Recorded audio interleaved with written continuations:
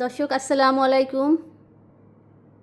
দেখেন fried rice রান্না করছি নিজ হাতে। ছোট পুত্র আর আমি খাবো। এখন দুপুরে লাঞ্চ করব। হাতে অনেক কাজ, খেয়ে দিয়ে কাজগুলো করতে হবে, কাজ করব। অনেক কাজ জমে আছে।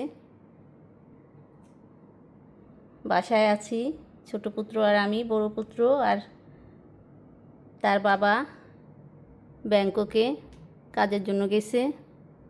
আমি আর ছোট পুত্র অস্ট্রেলিয়ায়।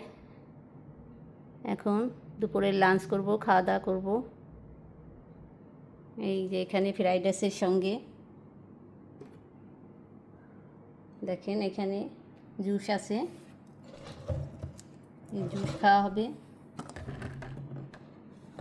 এটা শেষ করা হয়েছে আর এটা কিছুটা আছে।